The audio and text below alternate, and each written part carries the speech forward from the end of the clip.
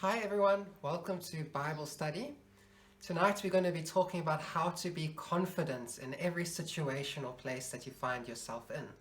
Something about me is that I'm someone who really struggles with his confidence. I'm a very self-conscious person.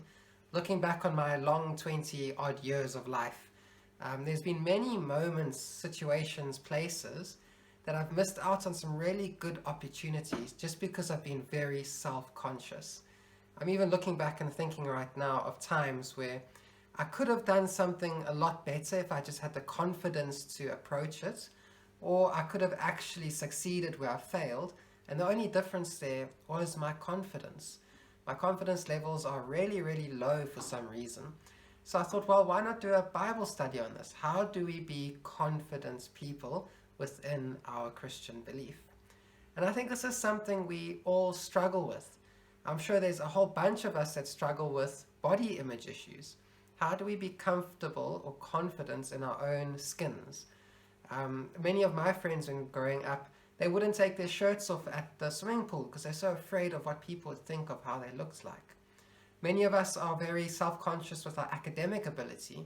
Maybe we feel like we're just too stupid or too dumb to understand the coursework that we're going through. Now, some of us are even so self-conscious that it's not only in one or two areas of our life, but it's all of us. We are just self-conscious people. Everything we do, say, we always overthink things, we always think we're embarrassing ourselves, always feel like we're just not doing enough, we can't be enough. Very, very serious thing is self-confidence.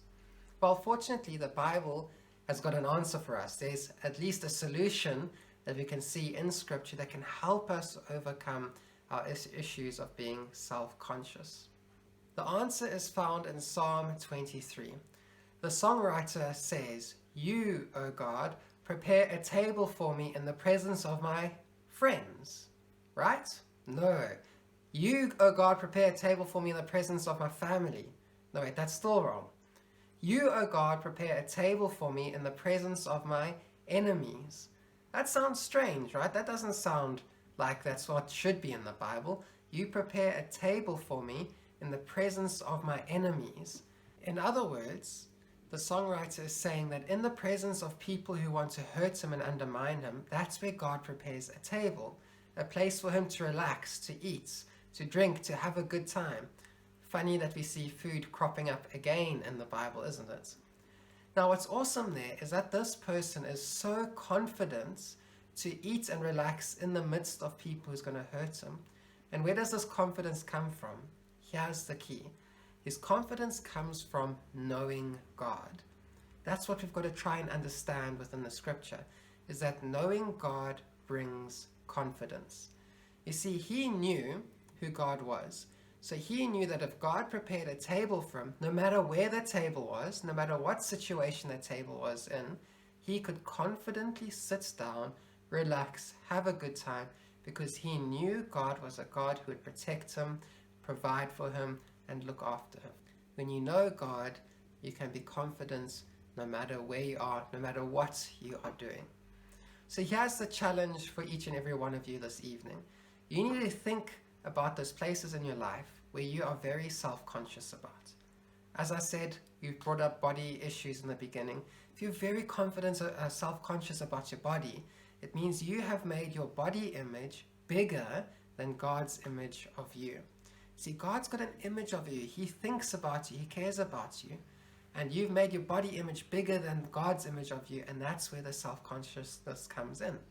You need to look at, what does God think of you? How does God see you? That's what's important. For some of us, we feel self-conscious just about who we are. We feel we're not enough. We don't measure up to the standards set around us. So we feel self-conscious just about who we are. For you, you need to look at God's perception of you. Who does God think you are? What does God think you are capable of doing? What has God created you to do? As you know more about God's plans and purposes for your life, you'll be more confident in who you are and what you're doing. Wherever you've got self-consciousness issues, where you lack confidence, you need to look at, what does the Bible say about that?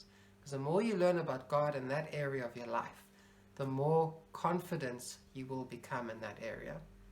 For me, I'm very self-conscious about making online videos, and I've been forced into it with COVID and lockdown and everything like that. But I've had to understand that God is bigger than my flaws and insecurities about making videos, and so I can become more confident in what I'm doing here. And the amazing thing is that we'll become a group of very confident people, isn't it? We can all be confident, courageous, bold, because we know who God is deeply and we know what God is doing in our lives deeply. So that's the Bible study for tonight. Have a great evening, and we will see you there.